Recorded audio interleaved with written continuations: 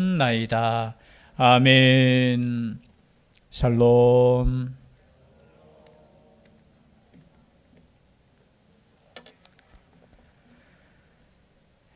샬롬의 역사가 있기를 소원합니다. 영육 간의 강건함이 있기를 소원합니다. 우리의 마음에 소원이 있으면 그 소원을 두고 기도하면 이루어지실 줄 믿습니다. 우리는 세상에 염려할 그 시간에 우리는 기도하면 됩니다.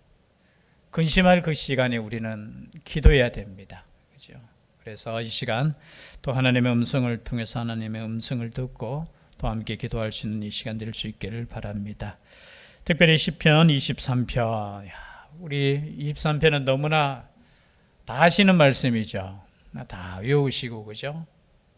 한번 외워볼까요? 청경아, 외울 수 있나? 예.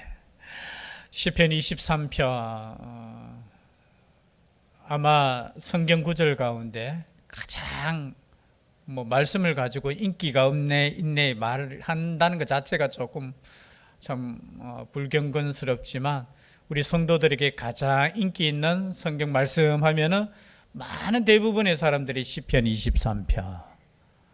미국 옛날에 미국에서 했는데 70%인가 23편을 가장 좋아한다라고 하는 거죠.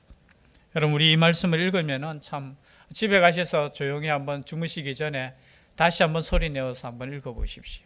여호와는 나의 목자시니. 사실은 이 고백을 할 때 사실은 참 진짜 목자로 이렇게 느껴지신다면 정말 은혜가 되실 겁니다. 여호와는 나의 목자. 물론 우리나라에서 목자하고 양의 관계를 사실은 우린 생소해요. 왜? 혹시 양 키워보셨습니까? 혹시 목자 역할을 한번 해보셨어요? 잘 이게 피부에 와닿지 않아요. 근데 아마 이스라엘 민족에게는 양을 키우는 이게 그죠? 일반화되고 또 특히 이 다윗의 시인데 다윗이 목자라는 그것을 해봤잖아요. 직접. 목자가 어떤 의미이고 양이 어떤 의미이고 목자는 양을 위해서 얼만큼 신경을 쓰고 돌보는가에 대해서 이게 피부로 알기 때문에 다윗이 이렇게 고백한다는 것은 참 가슴에 찡할 거예요. 여호와는 돌아보니까 목자시구나. 나의 목자시. 히브리어에는 이렇게 목자라는 것이 로이라는 단어를 씁니다. 여호와 로이, 여호와는 나의 목자십니다. 이런 뜻이거든요. 여호와 로이. 한번 따라해 볼까요? 여호와 로이. 여호와는 나의 목자십니다. 여호와 로이 되시는 우리 여호와 하나님. 요한복음에도 보면은 예수님이 스스로 자신을 목자라고 이렇게 표현하죠. 요한복음 10장 11절 말씀 우리 다 같이 한번 읽어볼까요? 요한복음 10장 11절 시작. 나는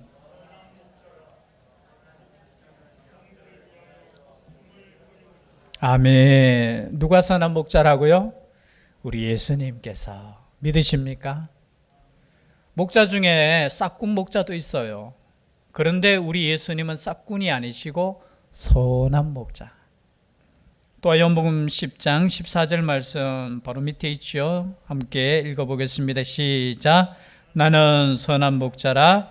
나는 내 양을 알고 양도 나를 아는 것이. 아멘. 우리가 주님의 양이기 때문에 이 시간에 나왔어요. 내가 그냥 알아서 나왔는 것 같지만 여러분 양은 절대 알아서 길을 못 찾아요. 양을 우리가 키워보진 않았지만 양에 대해서 아시는 분들이 이렇게 이야기하면 양은 길을 잘 못 찾는데요.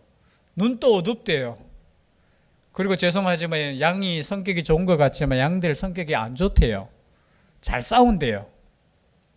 잘 싸우고 그죠? 그리고 정말로 이게 의심도 많아가지고 자기가 평안하지 않으면 이게 잘 쉬지도 않는 그런 습성이 있대요. 그래서 여러분 양들은 잘 싸워요. 그런데 이 양들을 이끄시는 분이 누구라고요? 우리 주님이에요. 우리 주님께서 우리를 불러주셨기 때문에 우리가 쫄쫄쫄쫄거리면서 우리가 이렇게 나왔지요. 우리가 또 영상을 통해서 예배 드리시는 분도 이 화면 앞에 이렇게 나오는 거 주님께서 불러서 나오시는 거예요. 내가 알아서 양이 막 알아서 가는 것 같지만 여러분, 양은 알아서 못 가요.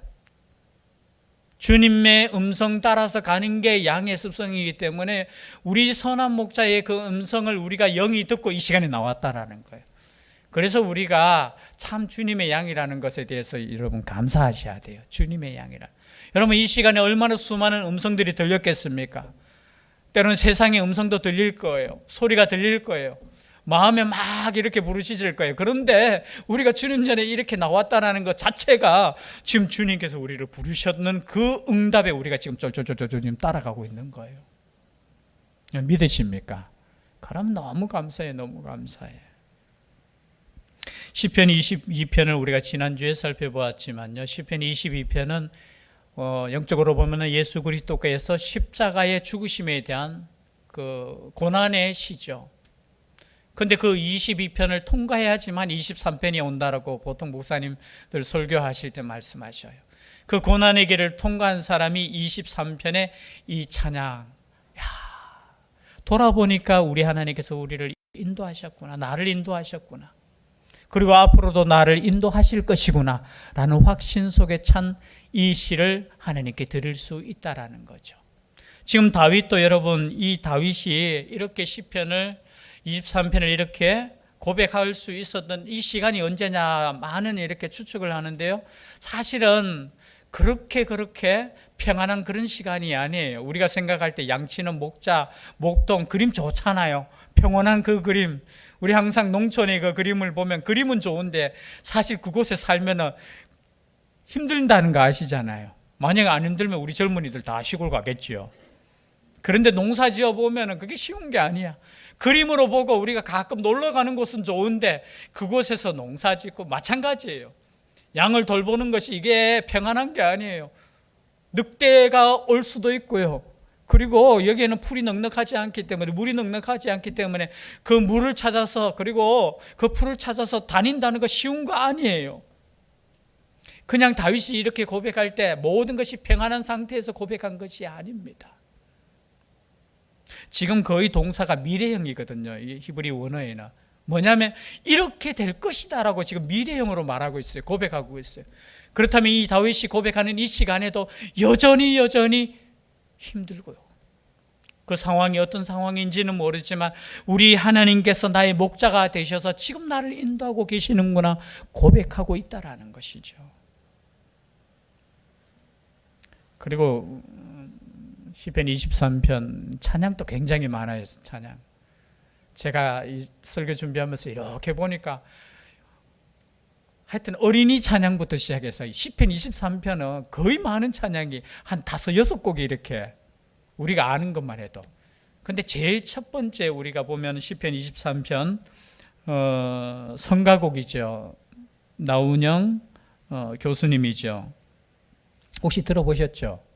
찬양이 이런 찬양입니다. 여호와는 나의 목자시니 내게 그만하겠습니다. 목소리가 역시 시간이 지날수록 찬양을 제대로 잘 안 하니까.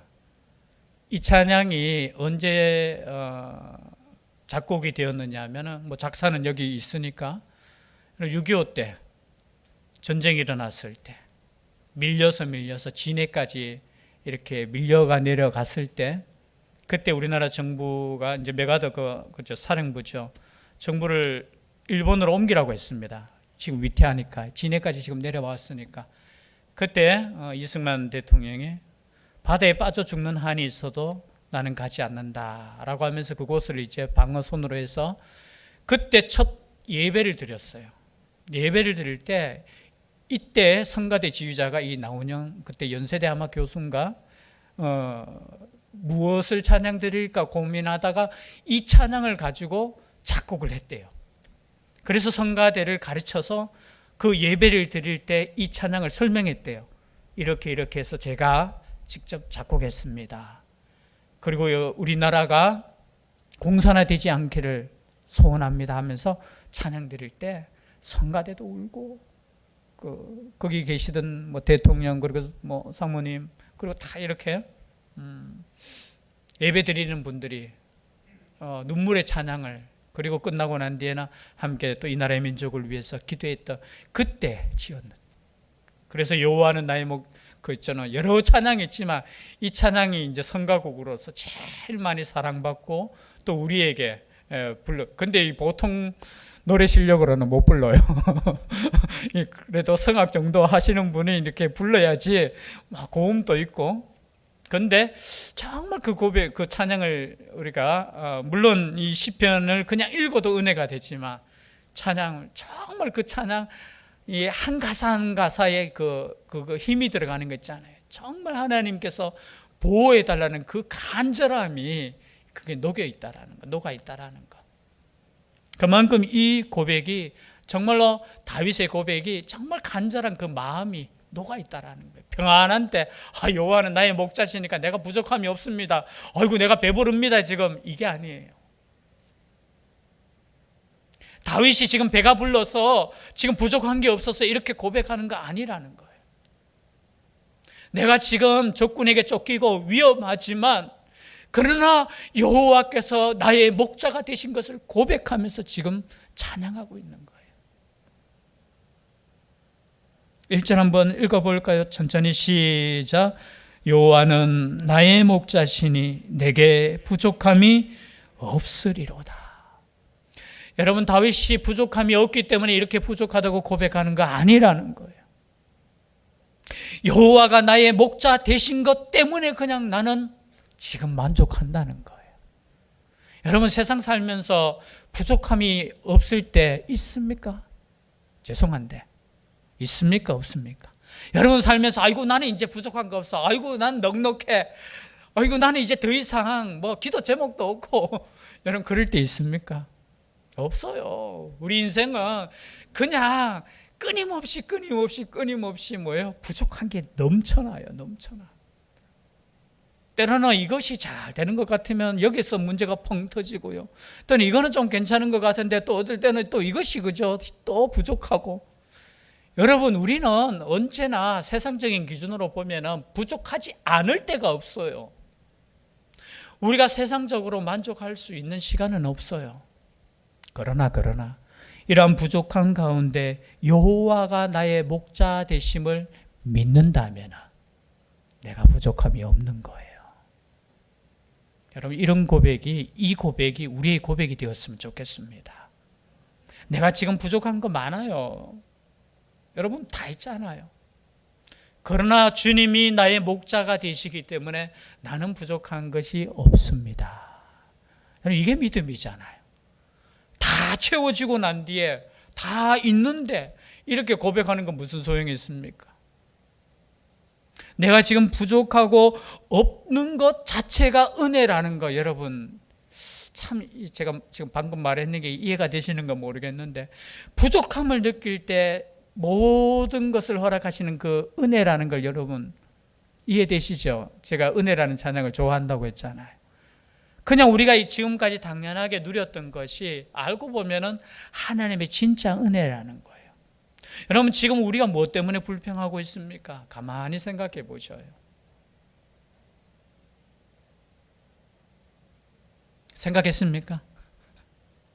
여러분, 불평보다 우리가 감사할 것이 얼마나 많은 것을 여러분 아십니까?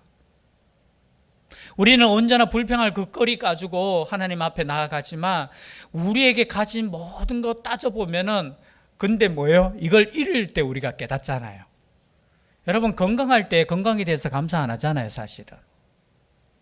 맞잖아요, 그죠? 건강한데 그게 당연하다고 생각하잖아요. 근데 건강을 딱 잃어보면은 세상에서 건강보다 더 중요한 게 없잖아요. 그때 비로소 깨닫게 돼요. 하나님께서 나를 지금까지 건강하게 해주신 것에 대해서 감사하는 거예요. 그래서 여러분, 때로는 부족한 것이 감사의 제목이 되는 거예요. 이 부족한 거, 부족함을 느낀다는 것이 이것이 우리 생활에 이게 불필요한 것이 아니라 부족함을 느낄수록 지금까지 내가 살아온 인생이 그냥 내가 잘나서 살아온 것이 아니구나. 여러분, 순간순간 그 기억을 따져보십시오. 우리가 얼마나 그 위기 속에서 우리가 살아왔는가를. 그래서 나의 목자 되신 그 하나님께 우리가 감사할 수 있는 것이 바로 이 다윗의 고백이라는 거죠. 2절 말씀 또 한번 읽어볼까요? 시작. 그가 나를 푸른 풀밭에 누이시며 쉴 만한 물가로 인도하시는 도다. 그가 나를 무슨 풀밭에요? 푸른 풀밭에 누이시며. 여러분, 제가 양에 대해서 설명했죠. 양 잘 안 누워요. 자신이 안전하다고 생각할 때 누워요. 저는 모르는데 일단은 제가 설교 준비하면서 자료를 보니까 그렇대요. 그리고 쉴만한 물가로 인도하는데, 여기 쉴만한 물가는 사실은 조용한 물가라는 뜻이에요. 원어에는 조용하다는 건 뭐냐 하면은 양들은 이렇게 흐르는 물을 못 마신대요. 진짜인지 아닌지 모르겠는데, 왜냐하면 겁이 많아가지고 물이 막 흐르면은 겁이 나서 그거 못 마신대요. 이렇게 고여 있어야지 마신대요. 겁도 많고 눈도 어둡고. 그런데 목자 되시는 여호와께서 푸른 풀밭에 누이시고 쉴만한 물가로 인도하실 줄 믿는다는 겁니다. 여러분, 목자의 할 일이 뭐겠습니까? 목자의 할 일이 양을 잘 먹이는 거잖아요. 목자의 할 일은 딴 거 아니에요. 양을 잘 먹이는 게. 그래서 목자의 역할은 다른 거 아닙니다. 양들을 어떻게 해서든지 좋은 풀밭으로 이렇게 인도하는 거예요. 어떻게 해서든지 물을 가두어서 물을 마실 수 있도록 하는 것이 목자의 일이라는 거예요. 우리 예수님께서 우리를 이렇게 지금 인도하고 계시는 거예요. 우리를 어떻게 하면 좋은 꼴을 먹일까? 좋은 물을 마시게 할까? 우리가 찾아 나서는 거 아니에요. 우리 주님께서 그렇게 인도하시는 거예요. 물론 영적으로 보면 이 좋은 꼴이 뭐예요? 말씀이잖아요. 좋은 물이 뭐예요? 성령의 말씀이잖아요. 물론 제가 부목사 할 때하고 이렇게 담임이 되고 나는데 조금은 달라졌어요. 제 자세가 조금 달라지더라고요. 옛날에는 우리 목사님이 먹여주시니까 저도 그거 먹고 이런 생각했는데, 이제는 그래도 제가 먹여야 된다고 생각하니까 말씀을 더 보게 되고 더 기도하게 되더라고요. 이게 왜? 좋은 꼴을 먹여야 되잖아요. 여러분, 어떤 부모가 자식한테 야, 너 아무거나 먹어. 물론 건강을 위해서 이것도 먹고 저것도 먹이고 그렇게 하지만 정말 좋은 거 먹이고 싶은 것이 부모의 심정이. 목자도 마찬가지예요. 목자는 어떻게 해서든지 좋은 꼴 먹이는. 그래서 저는 기도 제목이 딴 거 아니에요. 정말 말씀으로 잘 먹이고 싶어요. 그래서 배고픔을 느끼지 않게, 목마르지 않게, 그죠? 우리 성도님들이 물론 하나님께서 먹이시지만 저를 통해서 잘 먹였으면 좋겠다.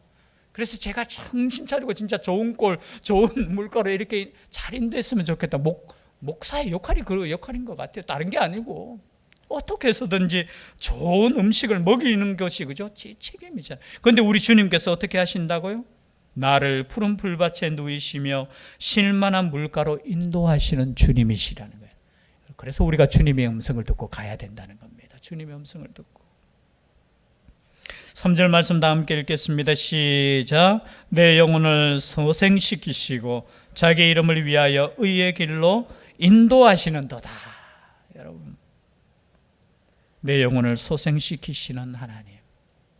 소생시킨다는 건 뭐예요? 침체가 있다라는 거잖아요. 우리가 인생을 살아가면서 영혼에 침체가 있습니까? 없습니까? 있어요. 그런데 우리 주님께서는 우리의 영혼을 다시 회복시킨다는 거예요. 소생이라는 단어를 써서 그렇지만 이거 다시 돌아간다, 회개시킨다, 그런 뜻이에요. 여러분, 우리의 영혼을 다시 돌아가게 하고 회개시키시는 분이 누구냐? 우리 여호와 하나님이시라는 거예요. 우리의 영혼이 다시 사는 방법은 다른 것이 없습니다. 우리가 회개하고 하나님께로 돌아가는 방법밖에 없어요. 그것을 누가 하시느냐? 우리 하나님께서 하시는 거예요. 우리를 의의 길로 인도하시는데 왜 인도하신다고요? 오늘 말씀을 보면 자기 이름을 위하여. 여러분, 우리 인생은 하나님께서 알아서 하신다는 거예요. 뭐야? 내가 선택했기 때문에 너는 내 이름을 위해서라도 의의 길로 인도하시는 거예요. 죄의 길이 아니고 어떤 길로? 의의 길로. 의의 길. 다른 말로 표현하면 말씀의 길, 다른 말로 표현하면 예수 그리스도의 그 길, 그의 나라와 의라고 했잖아요. 그의 나라와 의가 뭡니까? 예수 그리스도의 나라와 그의 의잖아요. 그분께로 우리를 인도하셔요. 여러분, 우리를 예수님께로 인도하신 분이 누구냐면은 사람이 아니에요. 우리의 목자 되신 우리 하나님, 여호와 하나님. 그런데 보십시오. 4절 말씀 다 함께 읽겠습니다. 시작. 내가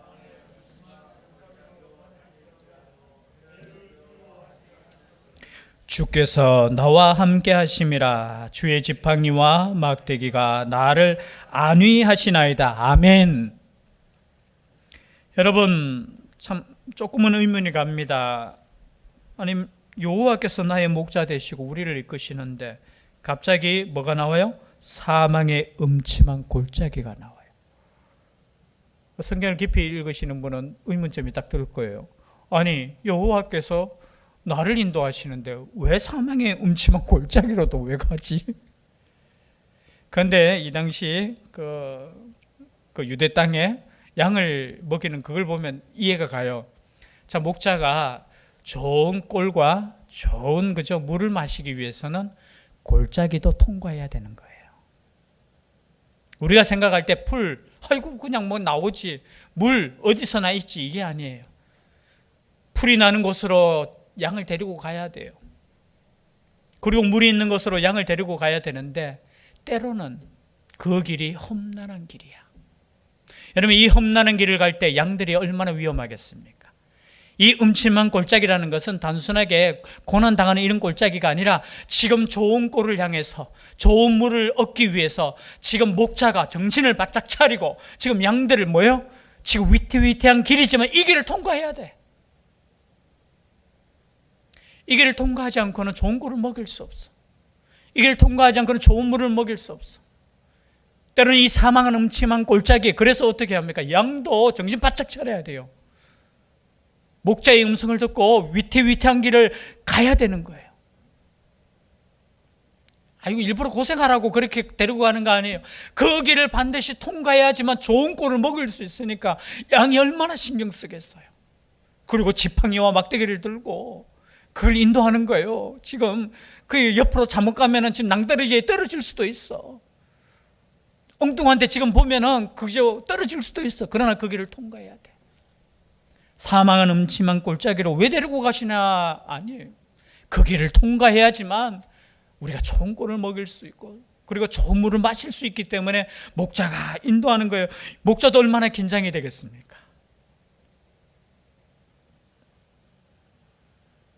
그러나 여러분, 그의 음성을 듣고 가는 양들은 두려워하지 않아요. 왜? 우리 목자는 우리를 좋은 길로 인도하기 때문에. 그래서 여러분, 때로는 우리가 고난의 길을 가잖아요. 염려의 길을 가잖아요. 그러나 염려하지 마십시오. 우리 주님께서는 좋은 길로 지금 인도하고 계셔요. 내가 가는 길이 그냥 편안하고 그냥 넓은 길이라고 좋은 길이 아니고 비록 좁은 길이고 때로는 환난이 있고 고난의 길이지만 이 길 끝에는 우리에게 좋은 것이 있다라는 거예요. 우린 그 가는 길 자체만을 가지고 때로는 힘들어요. 여러분, 세상에 인생에 그냥 인생길에도 그렇잖아요. 험난한 길을 가지 않고 성공의 길이 있습니까? 아니, 고생하지 않고 뭔가 얻을 수 있는 게 있습니까? 아니, 세상의 이치도 그래요. 세상의 이치도. 아이고, 그런 길이 있으면 가르쳐 주십시오. 가르쳐 주십시오. 아니잖아요. 마찬가지입니다. 우리의 영적인 길도 때로는 험난한 길이에요. 진짜 좋은 것을 우리가 얻기 위해서는 때로는 고난의 길을 가야 돼요. 그런데 갈 때 어떻게 해요? 그 길을 갈 때 더 주의 음성을 들어야 되는 거예요. 그런데 더 위험한 길을 갈 때 때로는 우리의 습성이 어떤 길이냐? 모르겠다 하면서 목자의 음성을 더 등한하게 생각해요. 아니에요. 더 정신 바짝 차려야 된다는. 왜? 잘못하면 떨어져요. 그러나 그 길을 주의 음성을 듣고 목자의 음성을 듣고 잘 따라가면은 좋은 꼴을 먹을 수 있다는, 좋은 물을 마실 수 있다는 거예요. 그래서 여러분, 사망의 음침한 골짜기로 가는 이 길이 우리 인생길에 없는 것이 아니라는 거예요. 반드시 있다라는 겁니다. 여러분, 그 길을 잘 통과하십시오. 그 통과하는 방법 다른 거 없다고 이야기했죠. 목자의 음성만 듣고 가셔야 되는 거예요. 목자의 음성만. 그리고 마침내 5절 말씀입니다. 함께 읽겠습니다. 시작. 주께서 내 원수의 목전에서 내게 상을 차려주시고 기름을 내 머리에 부으셨으니 내 잔이 넘치나이다. 마침내 어떻게 해요? 내 원수의 목전에서, 목전이라는 것은 바로 앞에서 눈에 보이는 그곳이라고 하는데 원문의 뜻은 조금 내 원수의 건너편에서 이런 뜻이 조금 있어요. 건너편에서 목전에서 내게 상, 이게 무슨 상이에요? 상이 아니고 밥상. 우리를 쉽게 표현하면은 해석을 좀 이렇게 쉽게 했으면 좋겠는데 밥상을 차려주시고 아니면 잔치상. 아, 수고했다. 이제 잔치하자. 밥을 먹자. 그리고 기름을 내 머리에 기름을 붓는 이유가 뭐예요? 기름. 아시에요 혹시? 신약성경에 보면 기름을 붓잖아요. 언제 부어요? 자, 손님을 청했습니다. 잔치 때. 손님을 청할 때 귀한 손님이 왔을 때 머리에 기름을 이렇게 뿌려줘요. 진짜 귀한 손님 오면 어떻게 해요? 뭐 붓기도 하겠지요.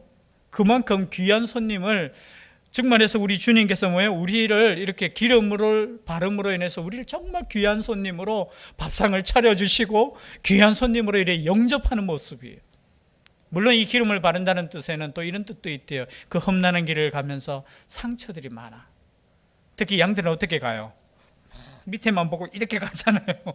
그러니까 서로 부딪히고, 그러니까 이게 머리에 상처가 많대. 그리고 그 당시에 이제 기름이라는 것은 이렇게 약이니까 이 기름을 발라주는 건 뭐예요? 고생했어. 힘들었지. 여기 상처 있구나 하면서 기름으로 상처를 치료해주는 우리 주님의 그 모습. 뭐 어떤 것으로 해석해도 상관없어요. 잔치를 벌여놓고 우리를 초청해서 기름을 부어서 치료해 주시고 또 환영해 주시는 지금 다윗은 그것을 지금 바라보고 있는 거예요. 우리 주님께서 마침내 나를 이렇게 인도하실 것이다. 마지막 6절입니다. 함께 읽겠습니다. 시작. 내 평생의 선하심과 인자하심이 반드시 나를 따르니니 내가 여호와의 집에 영원히 살리로다. 할렐루야. 아멘이에요. 내 평생의 선하심과 인자하심이 반드시 나를 따르리니 내가 여호와의 집에 영원히 살리로다. 여러분, 이 믿음 변치 않기를 원합니다. 내가 누구의 집에 영원히 산다고요? 여호와의 집에. 이 땅에 내가 아무리 좋은 집이 있어도 내가 영원히 살 집이 아니고 여호와의 집에 내가 영원히.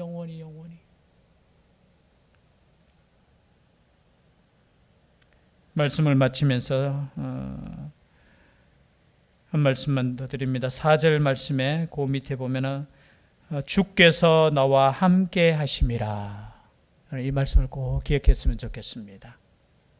그 독일의 위대한 철학자라고 이야기하죠. 칸트, 임마누엘 칸트가 좀 신앙은 좀 제가 봤을 때 크게 없는데 자기 평생에 위대한 철학자였잖아요. 뭐 순수 이성 비판이라는 책 읽어보지는 않았지만 어려운 책이에요.